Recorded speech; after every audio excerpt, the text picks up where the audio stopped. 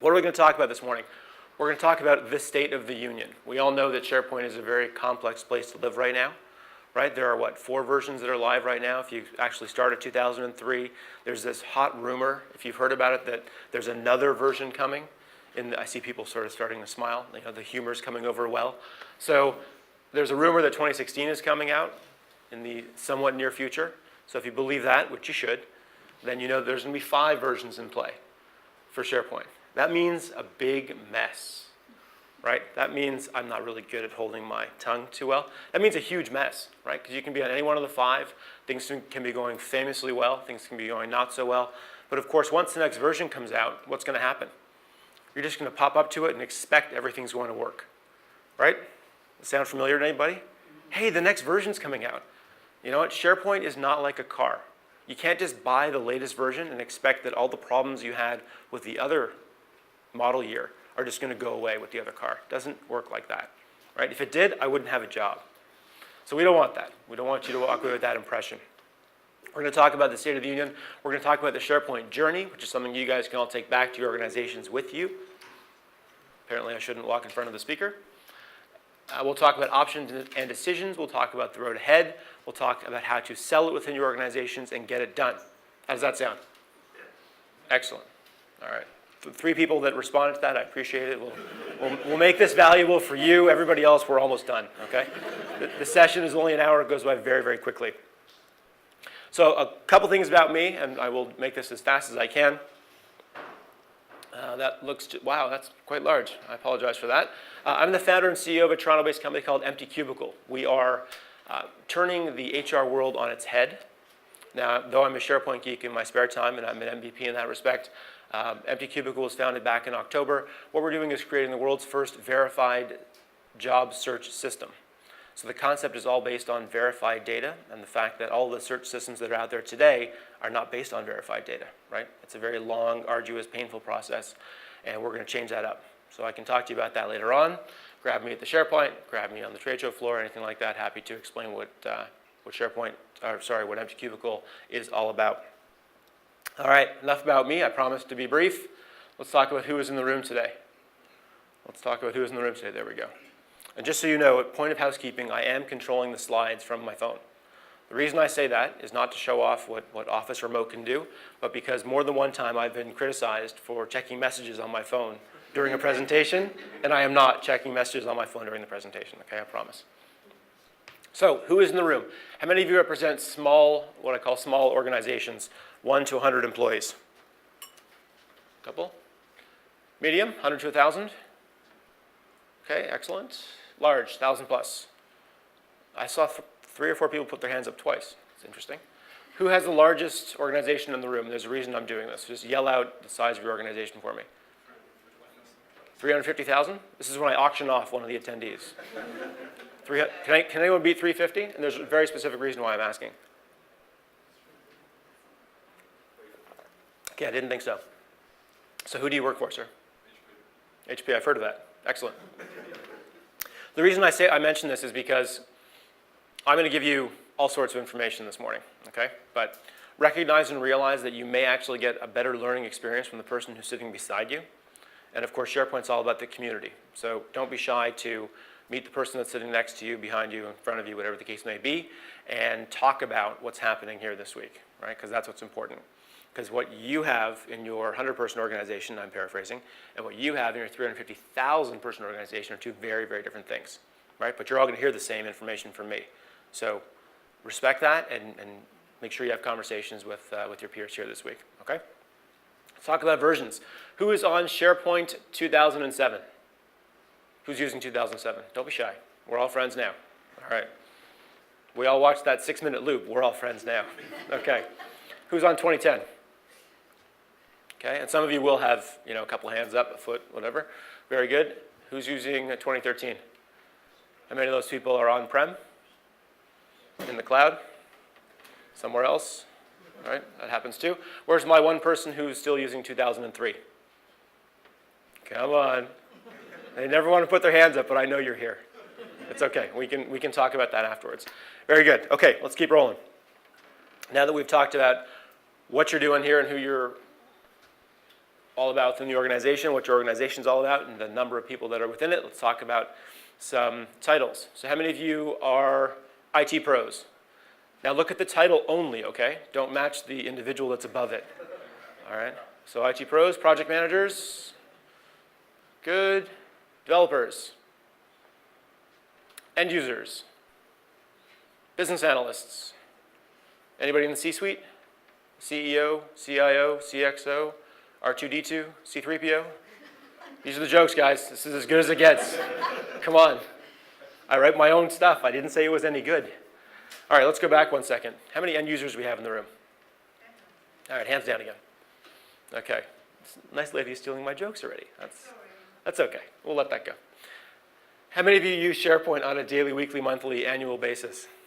There we go. That is the correct answer to how many end users we have in the room. We're all end users, right? If you can say SharePoint, you're an end user. And it's really important you connect with that message because when you take this stuff back, it's very heady back to your office, right? And what typically happens is you sit down, you have a conversation about SharePoint, and somebody says, oh, we should ask some end users about that. Right? It kind of gets tossed into a corner. We need end user feedback on what we're doing, what we're building, what we're thinking about doing. And people sit down and they go, oh, no, I'm not an end user. Right? We want to talk to somebody else. No, we're all end users. And understanding where we are within the organization, within that realm is very important so that we can get the right feedback. We can empower the people that we need to do the things that we need them to do around this project. All right, let's keep going. We know that SharePoint is a very complex system, okay? Can we all agree on that? Now no one's talking to me. That's how it's going to be? Thank you. Thank you. Typically when I ask a question that requires feedback, it's so I can grab a quick drink, so work with me, all right? And we can all still stay friends. So there's a great quote from this gentleman who I believe you all recognize. Complexity is your enemy. Any fool can make something complicated. It is hard to make something simple. How many of you think that your implementation of SharePoint as it currently stands is simple? Look around the room. Nobody thinks that way. It's always complex, right? It's always painted into the corner. It's always we have big trouble. It's always we don't have what we need. We can't get it fast enough. We can't search for it. We can't find it. We have all sorts of issues on our hands. Does this stuff sound familiar? Sure, of course it does. Not good, but that's the reality that we're in. And why is that? Well, this is why. Because this is what I call the road to SharePoint, right? Now, believe me, landing here in London this morning, and sitting in the cab, coming in from the airport, from Heathrow, was very interesting for the first 10 minutes until I remembered that things are on the other side of the road here, right? So we pull out of the airport, and I'm sitting there wide-eyed like this. I go, oh, yes, the wheel's on the other side of the car. I'm safe. This is going to be fine, no problem, right? This kind of looks just like that. There's roads going all over the place. There's things happening all over the place. And there's this little SharePoint guy. There he is. Wonderful. That's happiness. That's what SharePoint should be. That's what Microsoft tells you that SharePoint is going to be for you. It's going to be all the things that you want it to be and then some, if not better. Does that sound like a reasonable promise that's been made to you? Sure it has. Is that the reality? No. If that was the reality, I'd be talking to an empty room, right? The jokes would be going over. We'd be killing it. Life would be wonderful. That's not what's happening right now. Well, with the exception of the joke part, because that's going very well. Just a quick question. Are we allowed to ask questions now or just wait to the end? Was that the question, or is that the question? Why do IT tell me that it's easy to implement SharePoint? That is not a question for me to answer, but it's a very good question. What's your role within the organization? I'm a end user. Well, we know that. Yeah. We identified that. But what does your business card say? Account manager For what company? for public sector. Okay. Public sector, account manager, so you're expecting a lot of information coming at you. Correct. Data, stats, Correct. all sorts of stuff. And IT is saying, no, this is very simple for you. You just sit there and it's all going to flow into it. So I imagine that they spent all sorts of hours of time with you to understand exactly what your needs were and then programmed it accordingly so that when you open the screens, aha, herein lies the problem. I think we can chat after. Okay? SharePoint is easy to implement. It's getting it to do what the business needs is the difficult bit. You need to turn it on now. I'm good. Don't worry about me. This is good. If I can get you guys to engage, I'm happy. Right? There's lots of slides. There's a reason why there are no numbers on the slides, right? Because I'm just going to keep going back to them, and we'll we'll chat around it. There's a lot of different analogies that I can use to explain SharePoint, right? From an implementation perspective, absolutely. It's very easy to implement. Have any of you done an OK install? You guys know what an OK install is? It's when we used to install a program and you drop the media in, you drop it in the drive in the days when things came on, disks and things, and it would go in and fire the exe and it would pop something up and it would say, hi, you're doing this, and you would say, okay. And then it would say, I'm going to install this now, and you would say, okay. And then it would finish and you would say, okay. Do you want to open it? Okay. And the next thing, hey, look, there's my software, right? That's an okay install. We've all done them, I'm sure quite often, and I'm sure quite recently.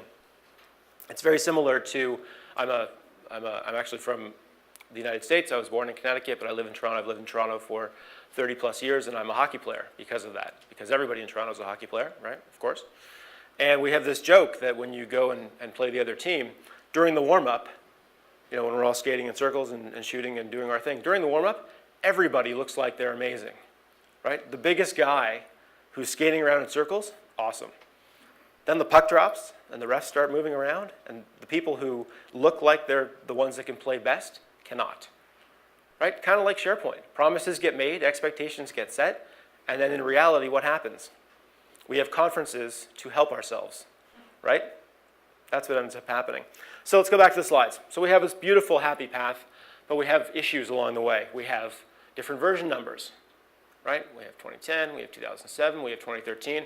I didn't go and put 2003 on there because, well, we know that it's there. And then you have the happy path. What we don't have, and what I see, happy path, there we go. So what we don't have, and what I see the most when I consult, is I don't see organizations setting objectives for themselves. I don't see organizations who have set themselves up on a journey that they can connect to, they can deliver upon, the promises that they can make that will actually be sold within the organization. You guys with me? I see a bunch of heads sort of popping off going, oh no, this is getting to a very uncomfortable place here because we haven't done these things, right? So I spent about a year and change, I would say, a year and change, creating this thing called the SharePoint journey. All right, it's coming up on the next slide. Get excited. Take it with you. That wasn't a joke, guys. It's really coming up on the next slide, and you should be getting excited. All right, take it with you. Don't take it with you. Totally up to you. All right, but I'm telling you, I've put this up in front of every group that I've spoken to in the past year and a half, and it gets all sorts of great feedback. So please take it with you. Use it. If you guys go back to the office on Monday and you say, look, boss, look what I drew up, like off the top of my head, I will not tell anybody. It's all good. It's all yours. So here's what it looks like. There it is. Isn't it pretty? No, huh? Okay. Let's talk through this thing. So what most organizations miss is this connected message, this concept of the SharePoint journey. And this is up at ericriz.com/the-SharePoint-journey. I believe it has dashes between the words after the slash. So it starts off with executive buy-in, then it goes to portal adoption, then it goes to the information hub, and that's where I'm going to stop my description for today. And you'll see why very soon. It starts off with exec buy-in. Exec buy-in is where we have conversations with our C-suite, with the CEOs, CIOs, CMOs, C3POs, R2D2s, everybody else. That's where we have the strategic conversations. We talk about roadmaps. We talk about alignment. We talk about looking at where we're going with this organization, with this thing called SharePoint. And we talk about looking at the future, right? How many of you guys are homeowners? How many of you bought it on a whim because you liked it and you thought it would work for you? Nobody, right? Maybe one person, okay. There's always one. Any question I ask, there's always one person who puts their hand in the air. Most of us, apparently not all of us, but most of us, we're planners, right? You don't buy a home, for example, and just say, this could work for a little while. We'll give it a shot. And then when the neighbor, strikes down their house, this happens a lot in Toronto, they tear down their house, they put up something else, we'll just go buy that one because it's newer and it's nicer and it's better. And we'll just forget about the first one. Don't worry about it, right? Most of us likely wouldn't do that unless we have all sorts of disposable income that maybe the government doesn't know about, okay? That doesn't typically happen. But with SharePoint, that's what happens. Remember that 2007 implementation? Oh, that was terrible. Remember that guy, John? Phew, horrible, right? We'll just throw it away. We wasted $1.5 million. We're going to throw it away. Now there's this new, prettier model coming. right? 2016, we'll just wait for that, and we'll get it, we'll put it in. That's not how business runs, folks. And if it does, you may want to reconsider that whole I should work here kind of decision, okay? So we look at exec buy-in. It's having the conversations at a senior level with the project team, with your C-suite, to make sure that what you're doing aligns to something that the organization wants and needs and can fund. I know I said the F word, fund, okay? Dollars and cents, that was a bad time for a cough because it may not come out well in the video. I said fund, money, okay? So we want to make sure that we can afford this thing that we're putting in, right? We want to make sure that the organization is going to get something and deliver on something that makes sense. From here we go to portal adoption. That's where you send out one message, one connected site or sites to one group of people, and you provide functionality to them as promised, and you get them to use it. And by getting them to use it, they feel empowered in the system and the functionality. Then you roll it out to other groups, other people within the organization, and then you suddenly have a user community, right? Does it sound like it makes sense? Sure, I can say whatever I want up here, right? I haven't done it yet, so this sounds perfect. Wonderful. From there you go to the information hub. That's when you start to transform to a place where work gets done. Great. So now we're using SharePoint. It's sold within the organization. People are happy. People are using it. How do I do that? Good question. Now, why do I stop here? I stop here because everything to the right, dashboards, processes, operations, are for the future and way down in the future, okay? Too many organizations start today with questions to me and they say, hey, we want SharePoint. Okay, cool, we can do that. What do you want to do with it? Oh, we want a dashboard. Dashboard. Everyone likes a nice pretty dashboard, right? What's the problem with dashboard as your strategic driver to SharePoint? You haven't done anything yet. What do you want the dashboard to look like? I don't know. What data do you want within that dashboard? I don't know. Well, how are we going to programmatically figure this out and make it meaningful for everybody if we don't know where the data is, where it's coming from, what it should look like, who the users are, and no one's bought into this system. So that's why I stop at BI and dashboarding. So start off with the objectives around exec buy-in, portal adoption, information hub. And the reason why we do that, the reason why we look at this way is because we need to sell the organization on what SharePoint is going to do. And the state of that union, when you have 4, now we're birthing 5, so let's say 4.5, because enough people are already concerned enough about what's going to come out in 2016 that I'm already hearing about organizations that are halting what they're doing. Now, this is not a scare tactic, okay? So don't go back and do this. Don't go back and say, this thing is coming and we should wait for it. But 4, 5 versions that are out there, they all do different things. So the State of the Union is very confusing, right? How many of you have ever watched a State of the Union in the United States that the president does every January? Right? If you've ever watched one, inevitably he walks down, the president walks down, shakes hands, kisses babies, right? Life is wonderful. He gets behind the podium, he says, the state of our union is strong. And everyone claps, right? They clap like 312 times every time he does one of these things. And it's a wonderful thing. But the state of the SharePoint union, I wouldn't argue is a very strong thing right now. There's a ton of confusion. There are 5 versions out there. What are we supposed to do with all that stuff? For those of you that are still on 2003, are you going to be able to leapfrog right into 2016? Who knows? What about 7? What about 10? What about 13? If I'm on 10, can I go to 16? Do I have to do that intermediary step when I start moving up and upgrading? Well, it's anyone's guess at this point. And that's why we're in the room today.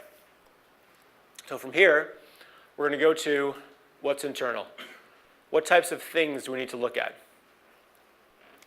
Well, what are the questions we have within organizations? Well, they're pretty obvious. Should we upgrade? Can we upgrade? How should we upgrade? What's the ROI for upgrading? Let's business case this thing and figure out where we should be going with SharePoint. And then what's the opportunity cost if we don't? Strangely enough, that's probably the hardest question on here. Anyone want to take a guess why? While I take a subtle drink? It's difficult to measure something you haven't got yet. Difficult to measure something that you haven't got.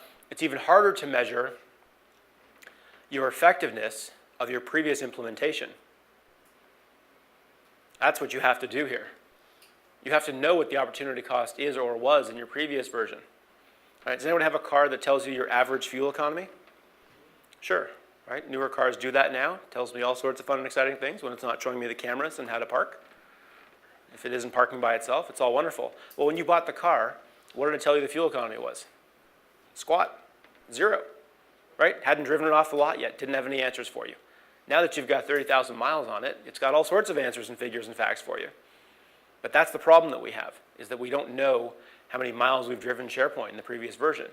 We haven't taken the time and effort to do that. Because we haven't taken that time or effort, it's impossible to move ourselves forward. Right? A little tricky. So let's look at SharePoint 2013 as an example of something that came out with this beautiful, driven, connected message from Microsoft. Everyone ready? Everyone excited? Yep. Just one person in the front. It's okay. Lunch is coming, guys. Just work with me, okay? We're halfway through. I think we're halfway through. We go till 1:15, correct? I think it's 6 in the morning, so I'm a little confused myself, but that's okay. So here's the connected message Microsoft came out with. Very straightforward, very easy to understand. Here it is. That's SharePoint 2013 in a nutshell. Thank you, I'll be here all week. I appreciate that. I actually won't. As a note, I have to fly back on Wednesday morning. So if you want to grab me today or tomorrow. That would be great. So this is what 2013 looks like. This is not what I would call a connected, straightforward, simple message that we can sell to our organizations. Bit of a problem around that, right? Not exactly the reality that we want. So that's not good. Then they came out with these nice pictures, right? Everyone loves a good picture. So they figured, well, we'll go from here. We'll make it a little more straightforward, so they came out with this guy. Aha. Right. I don't get that either, right? This is very busy. There's all sorts of things happening here. I don't like it, except I know what SharePoint Designer is, and I know what Visual Studio are. So I can be happy in seeing some things up here that make sense to me. I like that. I like that picture. No. Let's start over. Let's start with the questions that you actually want, questions that you need within your organization to figure out the answers behind where you should be going with SharePoint, which version you should be using, how you should be using it. Let's figure out what your organization actually needs and wants. Here we go. Objectives, demand, and need. How many of you have corporate objectives? Thank you. I typically settle for audience applause, but a little musical entree is fine too. How many of you have objectives in your organization that you can actually address? Okay, I would say that's about a third of the room, which is okay, not wonderful. I've never had a group that's had everyone's hand up, right? That would be unrealistic. So if you have objectives, easier for me to say, if you have objectives, you have a place to start. But who's selling those objectives? Who's buying those objectives? How are you actually setting forth a path strategically to ensure long-term growth and success with SharePoint? Aha. Naturally, the speaker is going to walk you into a corner, so you guys have to listen, right? It wouldn't be any fun if I just told you, you've got it, you've done it, right? Go from here. Definitely not. What about demand and need? Demand. What would you demand? What are your corporate demands as an organization? Well, we're all in here because we do something stronger, better, faster than our competitors, right? That's our competitive advantage. We know what we do as an organization. We know what we do as individuals within the corporation. I get that. That's good. Okay, but what's the demand around SharePoint? This gentleman asked a question earlier about IT and why they do their thing that they do to sell the organization around SharePoint. It's not exactly a clear-cut decision, is it? Of course not. Everyone's demands are different. Yes, sir? What about the strategy and the vision? Where does that fit into this? Aha, good question. Strategy and vision. Well, the strategy piece came up in the journey. The vision hopefully got addressed somewhere within that first pillar with your executives, where somebody in the C-suite gave you the vision, created the vision. If it happened in a reverse order or a different order, then you want to make sure you work it backwards. Good question. Thank you for stopping. Thank you for stopping me. Demand and need. How many of you have ever been in a SharePoint requirements gathering session? And I say that as we all hold hands and sing Kumbaya, right? Because it was a beautiful, magical experience, I'm sure, right? And this always gets a laugh because, yeah, it wasn't a beautiful, magical experience, unfortunately. And when you were in that session, what happened? Chaos, mayhem ensued. Things happened that shouldn't have happened, and you didn't actually get to where you wanted to be or where you wanted to go, right? Why? Why didn't that happen? The end users don't know what SharePoint can do. How many of you believe that, agree with that? And this isn't to go against this nice gentleman thing. Ryan? Right? Some Some. users. Some users, right? It's always some. Sometimes it's IT, sometimes it's the business, sometimes it's your users, sometimes it's all three, who knows? But a lot of organizations can't see the forest through the trees. They can't see the wants from the needs. So what do they do when you can't see the wants from the needs? They demand everything. It's got to be up tomorrow. It's got to have everything in it, because the old legacy system that we're decommissioning, it went out of service 3 months ago, and they're going to come rip it out tomorrow. So just finish off your migration, and we'll be good. Life will be worth living once again. No, not good. Right? Right. Is that a question, or you just kind of I hang? was going to ask a question, Sure. because normally, everything you've said makes sense, because, and what came out earlier in one of the other sessions is don't customize SharePoint too often. And what you end up finding is that because IT think they know, or the end users don't know what they want, they start thinking what they want as customization. They customize and rebuild the whole code base. It makes it more difficult for the users to actually get value from it. Absolutely. There's a whole section on customization we're going to come up to in a few slides. But yes, customization is a larger issue. So the question becomes, around upgrade and migration, where are we? What should we do? Should we go next version? Should we look at upgrading, migrating to the cloud? Should we stay where we are? Well, if you're a large financial institution, cloud is likely off the table. If you're a government institution, cloud is likely off the table. Right? You've got to keep everything within your hands, keep everyone happy. Okay, as long as it's in Europe. That's a totally different story, and I'm out of my depth if I start commenting on European data regulations. But the questions come up around what you should do. And clearly you should have your animations set so that they all come up at the same time, because that's obvious. That's what happens when you're fixing your slides on the plane on the way here. Well, what should you look to? What should you concern yourself with when you're looking to upgrade to the next version? And whatever the version is sort of irrelevant, right? You guys will decide whether you want to go from 7 to 10, from 7 to 13, from 10 to 16, from 13 to 16. Sounds like I'm in Vegas or something, right? All sorts of numbers flying around, things are happening, objectives are out there.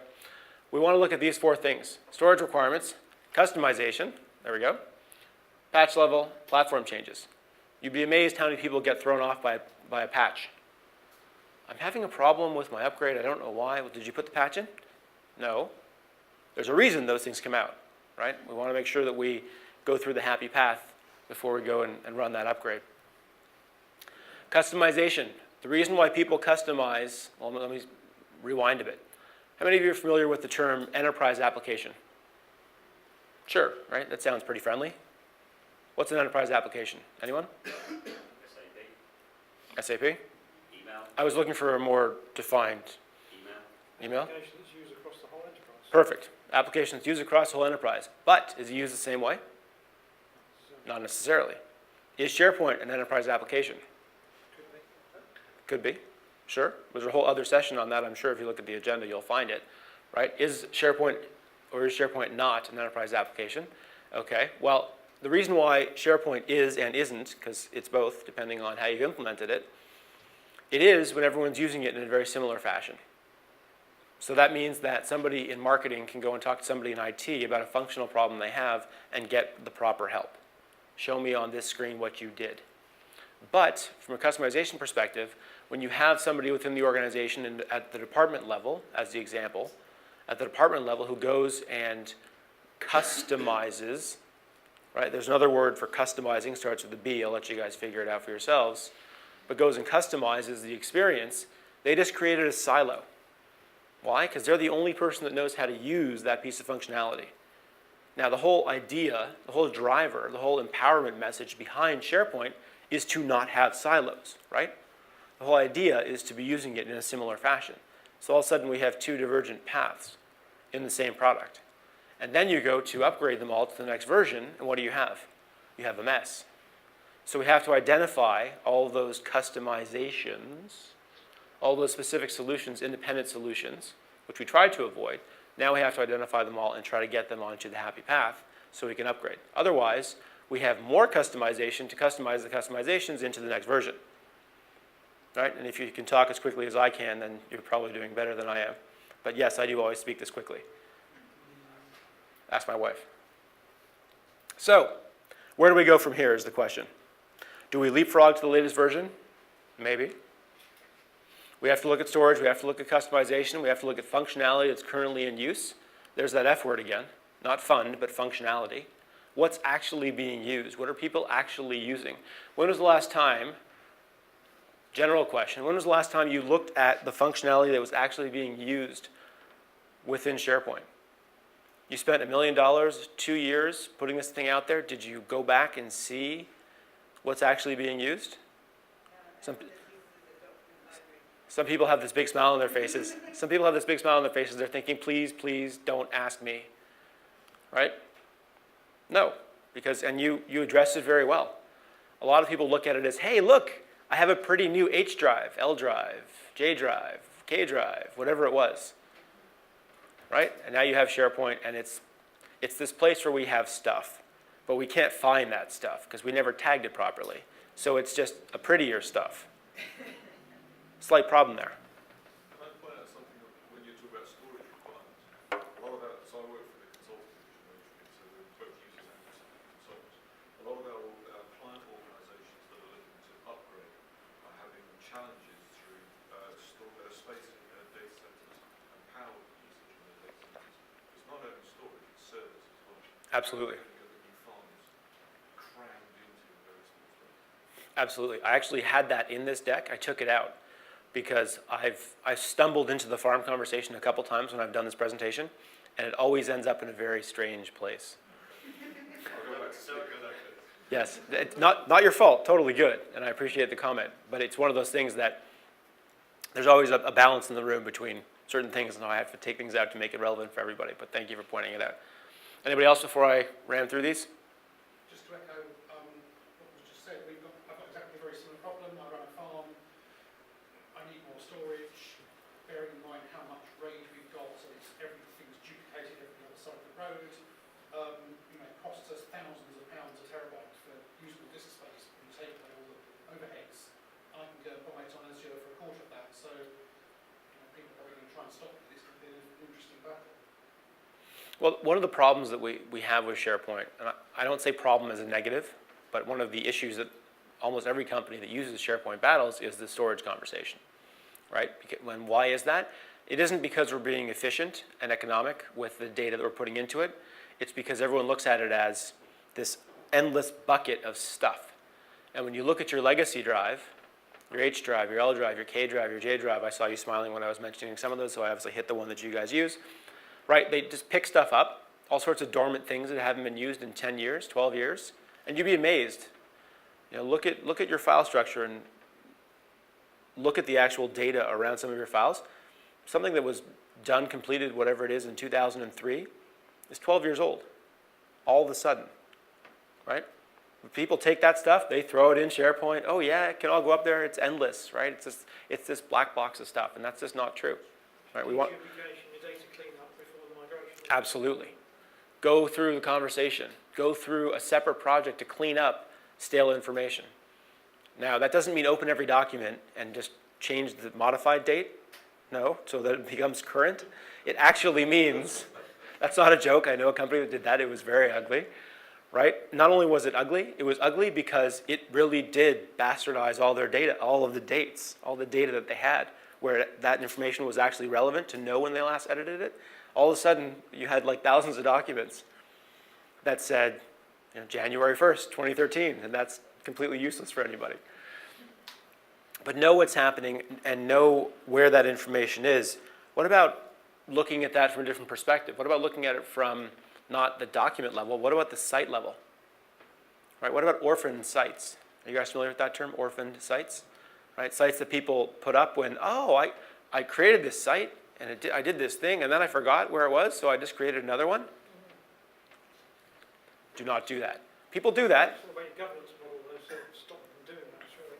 Absolutely. Your governance model is a wonderful thing, but of course people have to use it. They have to recognize it. It has to be in place. Tomorrow, my session tomorrow is on governance. It's actually a similar session to the one I'll be doing at Ignite. Everyone familiar with Microsoft Ignite? It's coming in Chicago in 17 days, I believe I saw this morning. So I'll be doing a similar talk there on the governance conversation, and absolutely. Right? Governance is a wonderful thing when you actually have a plan, when it's in place, when it's effective, when it's actually being used. So check out your orphan sites, because everyone has them, and don't move those over no matter which version you're going into. Critical, critical message. From here, we're going to go to organizational aspects, and we're going to go here to skills and experience. Now, why do I have a picture of Junior here showing us his skills and experience? Because all of our users are different, and some of them may even be another D word, difficult, right? And they're people who have different skills within the organization, different experiences within the organization, and we want to make sure as we look at this from a project level that we're staffing up in the correct way. Because remember that your migration, your upgrade, your new installation of SharePoint 2000 and XX isn't just about the technology, it's about your project team. So let's make sure no matter what we choose and how we choose it, that you have a team in place that actually makes sense. Now I imagine that you guys are all in the room because you are in some sort of position within your organization that somebody said, you know who should go to that conference on SharePoint? This individual. Right? So hopefully you're calling the shots, have a shot, have a conversation, have some sort of way to impact a decision that's going to be made. Make sure this message gets taken back. You want to make sure that you have a team in place that's going to help you. And that doesn't mean pick Jim, because Jim has been successful in every project that he's done. Let's pick the people that make sense, that have the experience to help, not just at an executive sponsorship level, but help sell the organization on what the next generation of product is going to do. All right, does that make sense? Everyone good with that? Now, we've talked about a number of things this morning. We've talked about hybrid, we've talked about customization, we've talked about strategy, we've talked about the journey. What haven't we talked about? We haven't talked about a few things. There's the Farm Solutions slide for you. What about project-based objectives? This is where you actually have to figure out what the project is going to deliver at a high level, and then roll up your sleeves and get into the conversation with your organizations. Now, I asked earlier who was a project manager and who was from IT and who was an IT pro and all the titles surrounding this conversation today. And I had hands and all sorts of fun and exciting things. How many of you in your implementations, whether they are past or present or future, had a consultative approach and execution around the project when it was first implemented? A few. Less than a third, less than a quarter. So who's familiar with that phrase? Is everyone familiar with the phrase? Consultative approach. That's when you get somebody to come in that helps you, or someone within the organization that helps you, rolls up sleeves, has that conversation with you, so it isn't the dogmatic, hey, we're going to demand this in our delivery. It's actually going to be a, hey, let's go and chat about this, right? More of an arm around you than an arm against you. That is, in my personal opinion, in my experience with SharePoint, that is the best way to implement SharePoint. It isn't with a strong arm, right? It isn't with something that's going to be seen as a very forceful way of implementing the product. It's seen as, hey, this person that we have or this person we've brought in has the experience we need to look at the capabilities in front of us, to look at the opportunities in front of us, and to ensure that we're actually going to deliver on the promises and make sure that we have a product in place that's going to get us what we need, which doesn't just mean dumping our K drive into SharePoint and forgetting about it. It means looking at the sites and the value and the workflows and the workloads and the processes behind it. Because remember, putting in an actual system that's based on communication and collaboration means, I know this is deep, but stick with me. It actually means that we should collaborate and communicate once it's in place, right? We shouldn't hate each other. We should actually be able to use it and use it effectively. All right, last week, Microsoft came out and they finally officially put out Skype for Business into the marketplace. So this was formerly called, anyone? Link. Thank you. So it was formerly called Link. Now it's called Skype for Business because, God forbid, something shouldn't be called for business, right? That would just be unheard of. So now it's Skype for Business, this for business, that for business, OneDrive for business. It's all good. But when these things get rolled out, when they get deployed, when they get pushed out message-wise from Microsoft, they have a very specific way of doing it. And they've looked at it from every way from Sunday to make sure that the business is going to be able to consume it in a way that makes sense. right? And what's one of the best messages with Skype for Business? One of the best messages with Skype for Business is that for free, you can have 250 people on using your experience without having to download anything. I thought it was a very good message. Apparently, I'm the only one, right? But that's a really powerful thing. It's a really powerful statement. 250 people, and I shouldn't say free, I think there's a minor cost, but 250 people can be online at the same time doing whatever it is that we do, right? Using the system, using the tool. That's awesome. Right, when was the last time you were on a call of 250 people? If you've been on recently, I can tell you what happened. Typically, 1 or 2 people have the mute button, off, and you hear the music, you hear the airport they're walking through, you hear their Starbucks order, all these critical things that have nothing to do with the meeting. Right, we don't want that, right? But that's an idea, an example of how you actually deploy a solution and get the message out, which means you have to work on your messaging, which means that you have to figure out what is going to be most impactful to your organization and drive that at a project level to make sure that people can use it. Get the connected message out there. The next generation of SharePoint is coming. This is what it's going to do for us. This is where perhaps we failed with SharePoint in the past, right? Don't take the messaging that's come out of previous implementations, no matter what you did or what you've done. Don't take that messaging and just throw it away. People will remember what happened with previous versions. So the onus is on the project team. The onus is on that consultative approach. The onus is on the people that are on the project to ensure that you get the best product out there, right? And that's why we're all here today. How are we doing on time? A few more minutes. I went to one client who said they wanted to bring SharePoint 2013. They said, can we give the product a different name? We did SharePoint 2007. Everybody hated it. So as long as we call it something else, everybody will be happy.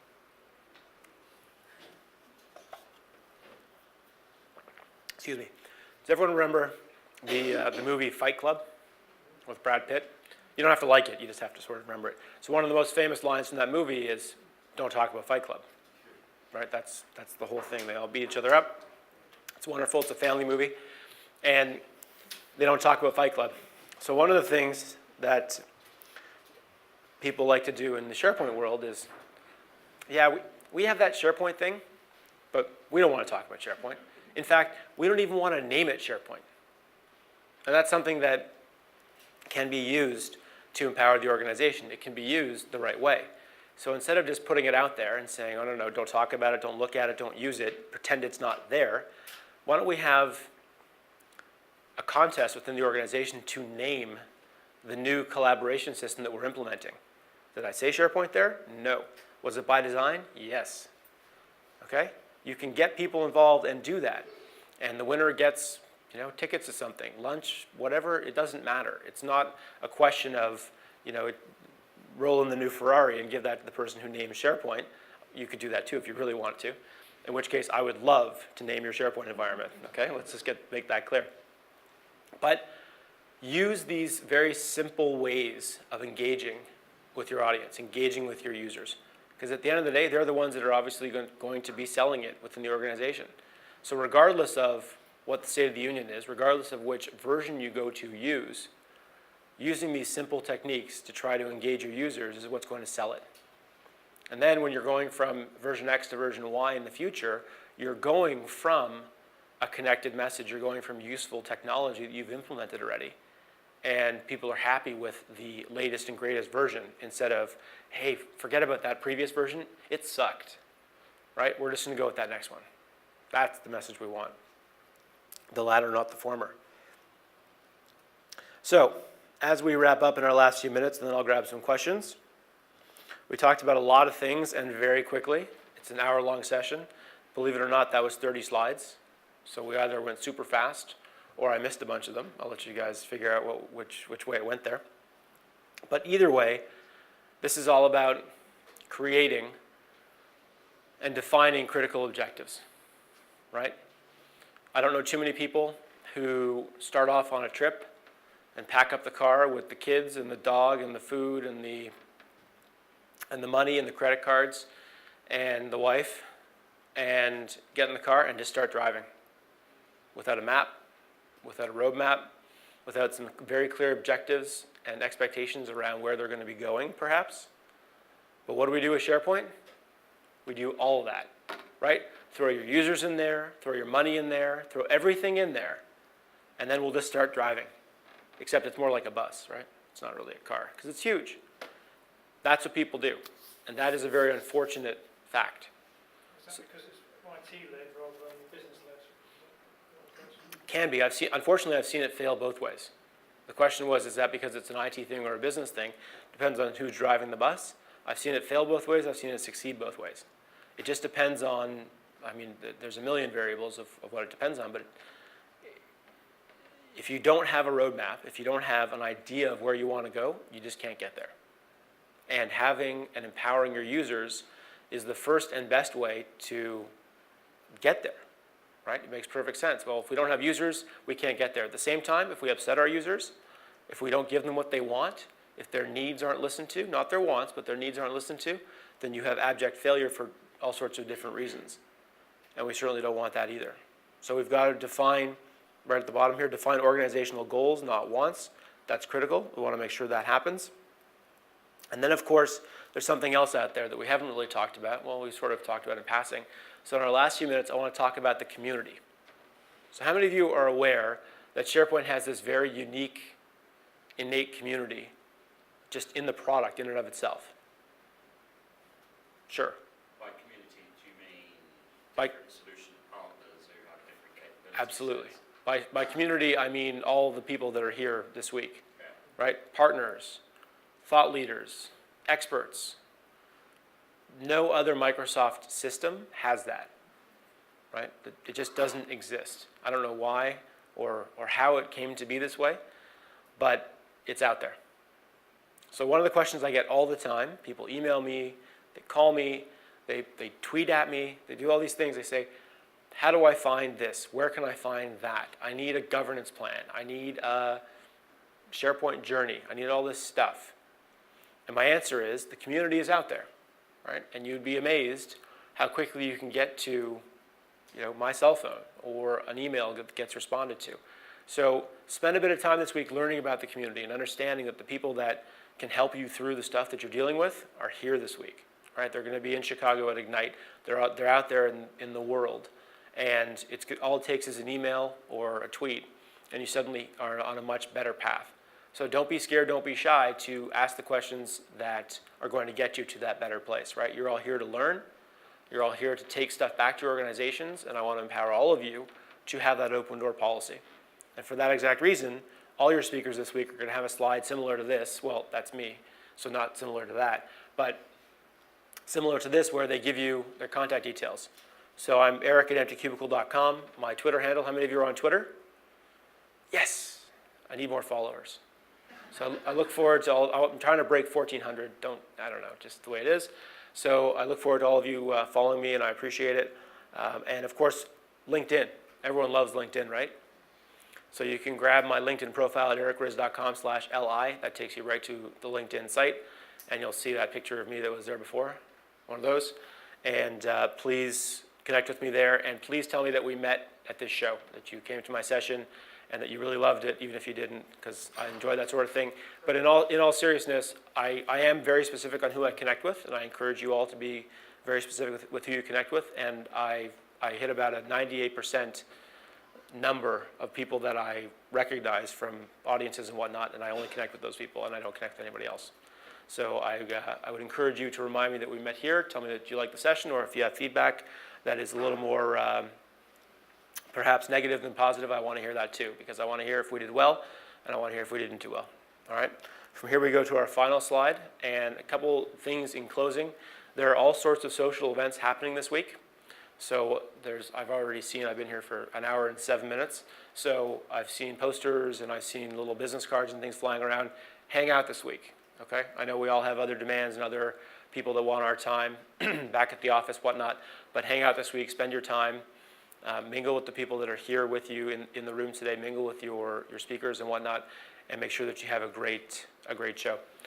There's also feedback, of course. So before you go, I think lunch is next. So there's also feedback forums. There's for sure a way to get your feedback back to us. So if you love the session, please remember my name is Eric Riz, R-I-Z or Z, depending on where you're from. If you didn't like the session, my name is Jeremy Fake. All right? Thank you guys very much for coming. Thanks for putting up with me, and I hope to see you tomorrow at the governance session. Enjoy the rest of your day.